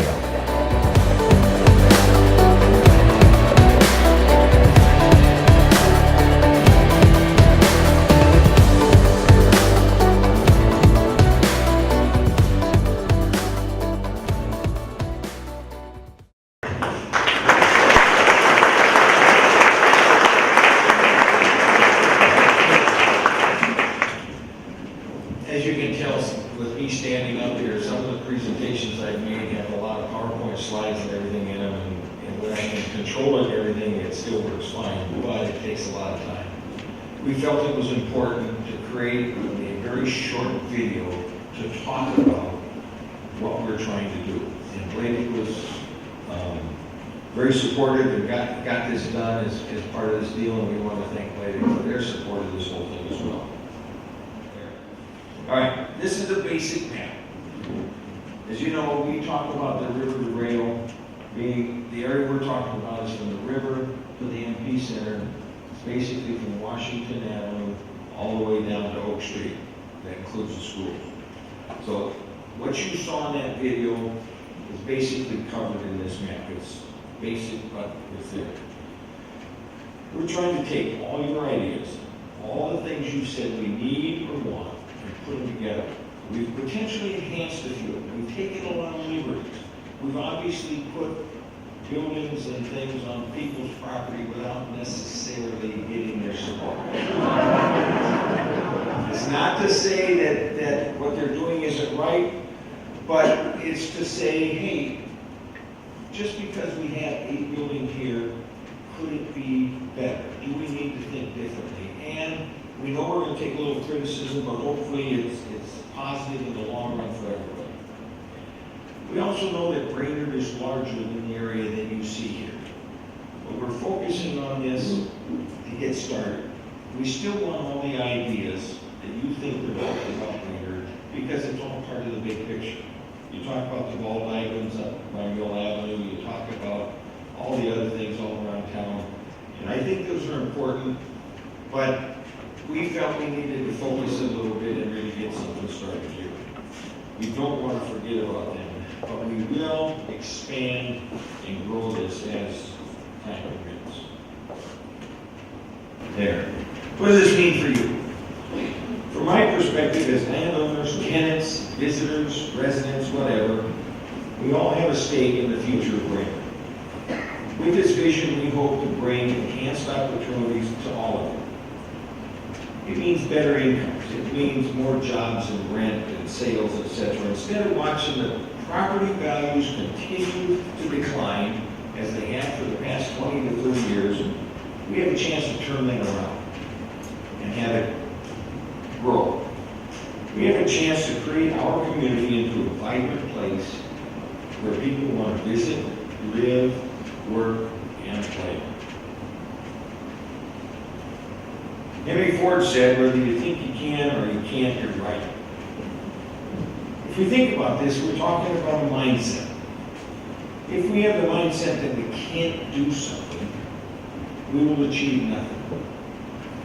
On the other hand, if we have a mindset that we can do something, we will achieve whatever we desire. Remember, for every problem, there's an opportunity. We will have problems along the way as we go down this path.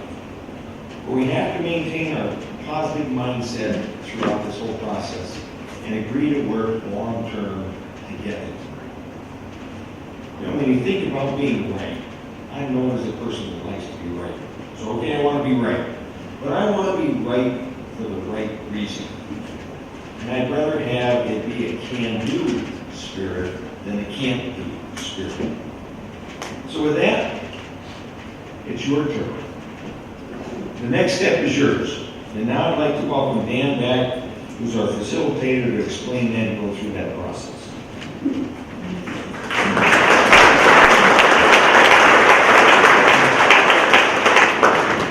All right, thank you very much. Yes, now it's time to kind of get back on your side of it, now that you've seen all these things, an opportunity to add to. So I'm going to describe to you briefly how this is going to work. Then I'm going to have Sheila come up and she's going to describe another piece of it that I'm just going to reference that's going to help you do your job, okay? So what we're going to do here shortly is we're really just going to ask you 3 questions, okay? And we're going to ask you to respond to those 3 questions on Post-it notes. And we're going to ask you, as you respond to them, we're going to do them each one at a time. I'll lead you from up front. I'm going to give you the question. We're going to spend probably about 5 to 7 minutes working as a group on each question. You as individuals will go ahead and write your answer to the question and pass it to the facilitator. As you pass it to the facilitator, that's a great time to go ahead, if you'd like, and call that out, what your idea was or what your answer to that question was. Okay? And then, basically, as we go around that table, we're also going to ask you, as you write an answer to these questions, we also want you to try to put in a category for us. Okay? And so these categories is this whole area that we call the pillars. Okay? The pillar sheets. And there's a pillar sheet on your table that you can take a look at there. I think we also have a slide for the pillars, I believe. And there it is. How about that? So I'm going to ask you to come up and explain the pillars. When you put your answers on, we want your answer plus. We want you to tell us which pillar you think you should be grouped in. Right, and it's just an effort for us to organize all of this project. And so the pillars that have been identified include the comp plan and infrastructure systems. The second would be community space, trails, and parks. The third would be projects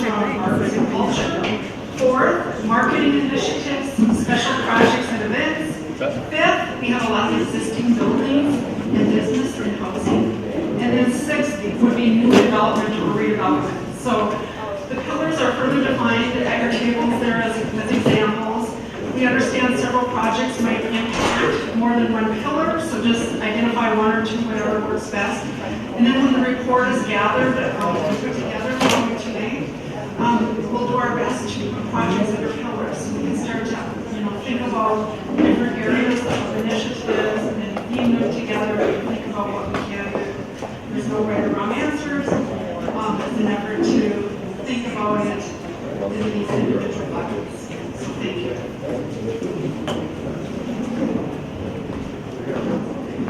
All right, so you don't have to write which pillar it is, you can use the number when you do that. And we have a facilitator at each table, a couple of other guidelines for you as we go through this.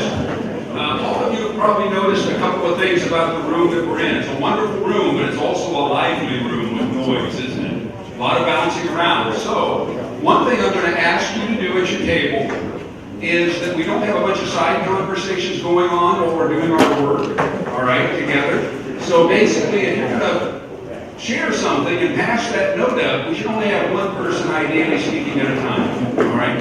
So as best you can, try to stick to that as we go through the process, as I guide you through it.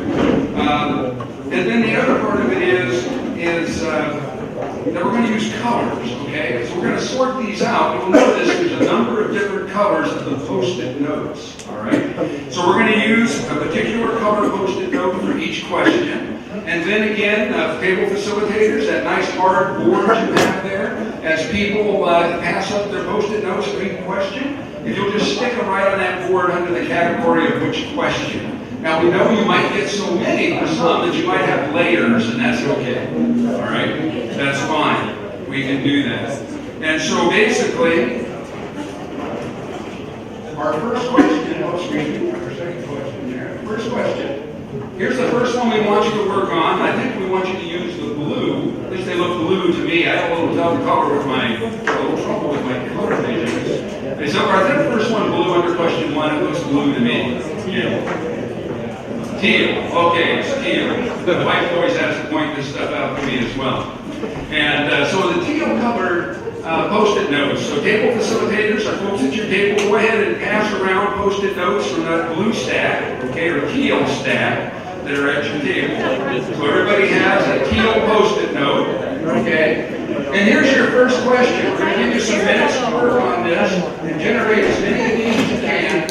What are some of Brainerd's greatest assets that we can build on? What are some great things about Brainerd? What are some things, if somebody asked you or you wanted to tell somebody about Brainerd and what you thought was great about it, what are some things you would tell somebody if you wanted to attract them to come to this community?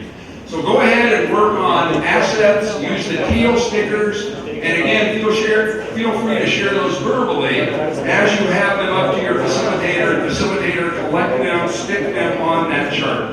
We're going to give you about 6 minutes or so to start with, and we'll see how you do it. Okay, so let's work on question 1 for about the next 6 minutes. Thank you very much for your work. We're going to come around and just grab a couple of tables. Wrap up your conversation.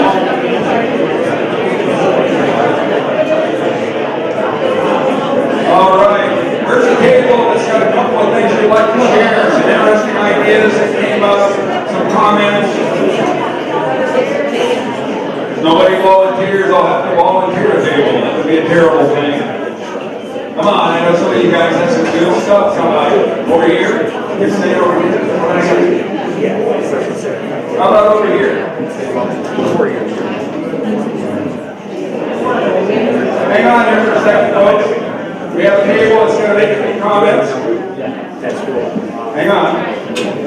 Now this microphone, as we come around with this microphone, this is one of those microphones that you have to treat it like an ice cream cone. All right? You got to hold it up just like you're going to lick it, but don't. All right? Hold it really close. All right? So hold it close. And if you want to share a couple of things, we're going to go right here, hold it nice and close. I think the women's growing would be great for the JC's like that for us. And then we can compete with Minneapolis and Duluth and on the river. Lum Park. Women's Rowing Club from CLC, we can get that going. at the river at Love Park. All right, a women's rowing club. All right, another great new idea. How about somebody else? Whoop, over here, all right. Remember, ice cream going, ice cream going. I wanted to go early before too many people with this microphone. One of the ones that we brought up is that, and it could fall under the question 2 or even question 3, is just faith-based groups funding or helping to fund transportation. Because what we're finding is as people lose the ability to be mobile, they lose their connection to the community, and they lose that opportunity to come down and be a part of the vibrant downtown Brainerd area, whether it be for shopping or recreation or socialization. Very good. Transportation, important. Where else? Right over here. This pertains to question number 2, but I have a strong sense that we as a community need to be very aware of the comparison trap and the us versus them mentality, because it can disempower us as a community. And so we need to work together and get unified on what our values are and who we are, and then act out of who we are. We need to cultivate extreme ownership within the very people here, because there's places all over the world that are looking for people and communities to invest in, and we want to attract that investment, but it starts with the people that are here. All right, very good. Great idea. Okay, over here. Very good. Hey everybody, we've got so many good ideas. Just we have so many assets in Brainerd Lakes area, but I think we've got an identity issue. You know, what is Brainerd? Is it a political, rather small political entity that's a city? Is it the Brainerd Lakes area? Is it Brainerd Baxter? Does it include Crescent? We got to get beyond that. We've got such a great name, well-known, well-recognized name. We've got to figure out how to leverage that, because they said everybody knows Brainerd. Well, what is it? And I think we need to identify that for ourselves and do that. Also, we need to come up with some dollars, and we need to see it as an investment rather than a cost. All right, thank you. Nice job. Okay, where else? Over here.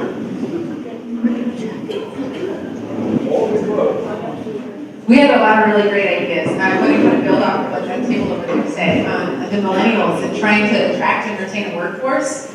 If we want to reinvest in our downtown, we have a couple of ideas. And then number 3 ideas that could greatly impact our river to rail. And one of those is having the businesses open from 6 to 10 p.m. so that the millennials have a place to go. Those are our future workers. And what they like is the vibrancy, the walkability, and the things that they can do in the evenings after work. So, and along with that, downtown year-round programming, events, beautifying the city, better signage for parking. We had so many ideas under that, how to improve the downtown.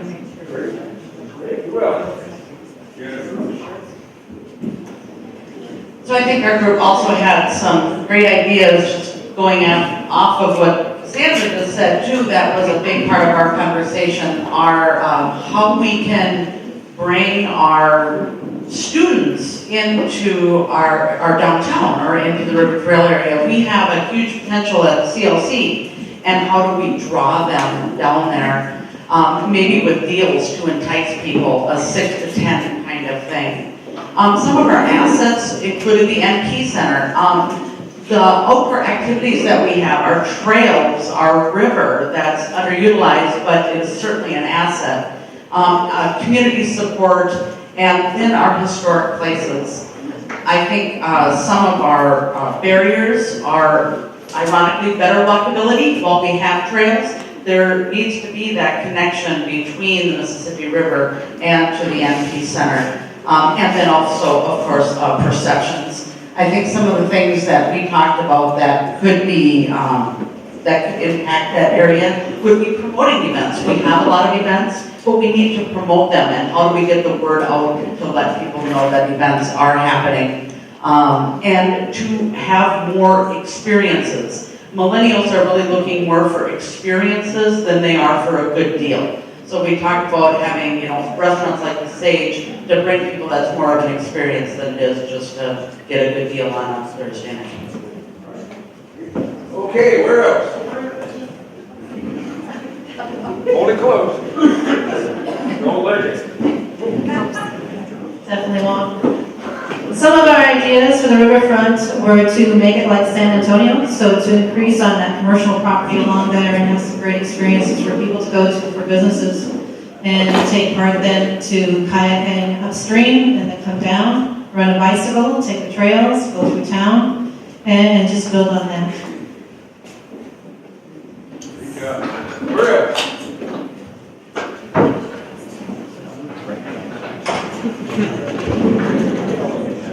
I love that we have all of this vision and all of this excitement going on, and with every plan that starts to come, there are little hiccups along the way. One of the hiccups that we're experiencing right now, I own Cattails Books and Gifts downtown, and Friday morning, when I open up my store, I'm going to look out my window and watch people circling like vultures to get a parking space. And I love that people are coming downtown. But I know by 11 o'clock in the morning, I will probably have one of my customers calling me saying, hey, can you bring a book out to me? I can't get a parking spot. I've been around the block 4 times. Drive a bookstore. We're talking about adding more green space and adding more parking, or adding more attractions. But when we bring all of these people downtown, there's nowhere to put them to get them into our shops. And we want to encourage everybody to come down there, but when 50 years ago when we had all of this traffic downtown and we had all of these thriving businesses, people grabbed their neighbors, hopped in a car, packed it with people and drove downtown. Now you go downtown for lunch, 5 people take 5 vehicles. All right, where else? We got time for one more. Oh, way back there, all right.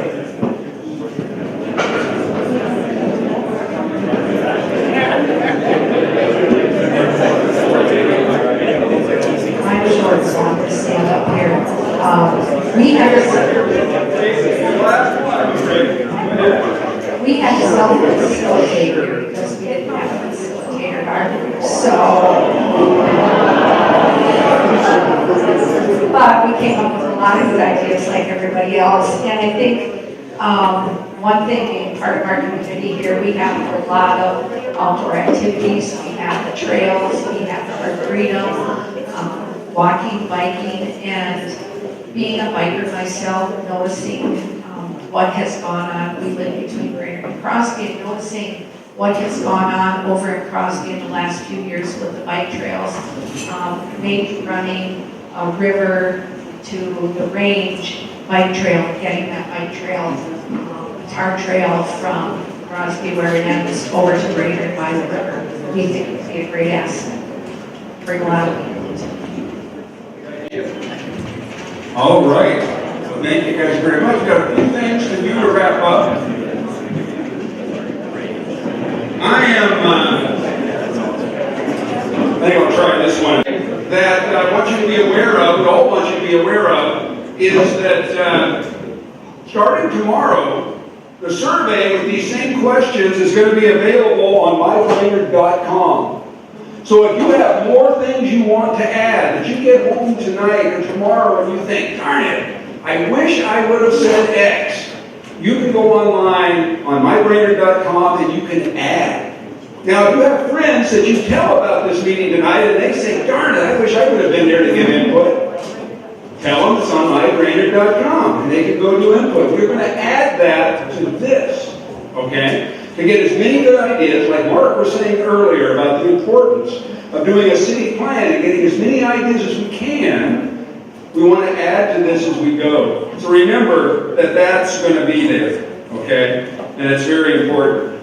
Again, make sure you've got your name and contact information, okay, on your form. We're going to need that. They wanted me to share with you that the Alliance, River to Rail Alliance, this group of people that you saw here, probably plus more, is going to gather in March. We're going to start sitting down as a group on a regular basis and think about how do we better communicate, how do we collaborate, how can we better partner on these things to get things done.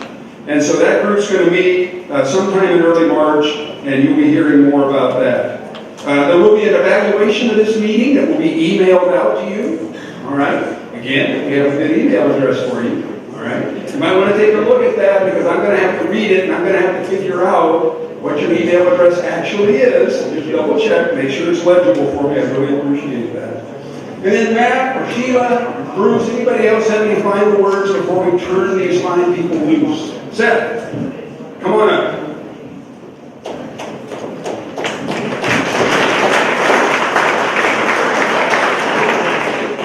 Now, I just wanted to say, when you mentioned the mybrainerd.com, I think it'd be wise to use the resource we used during the Small Business Revolution competition. If you have your cell phone, you can text to 41411, and you can write that down if you need help doing that. But if you text the words My Brainerd to 41411, that will sign you up to text alerts, and we can remind you anytime there are any meetings or things to know around this initiative. So again, text My Brainerd to 41411, and then just opt in when it asks you for your permission. I just want to say thank you again. Really appreciate everybody coming out and listening to what we have to say and providing your own input and ideas and everything else, because that's how we're going to drive this thing. And this is the best turnout we've had in any one of these things where we're trying to put the message out for everybody, and we just appreciate it. So I just want to say thank you again.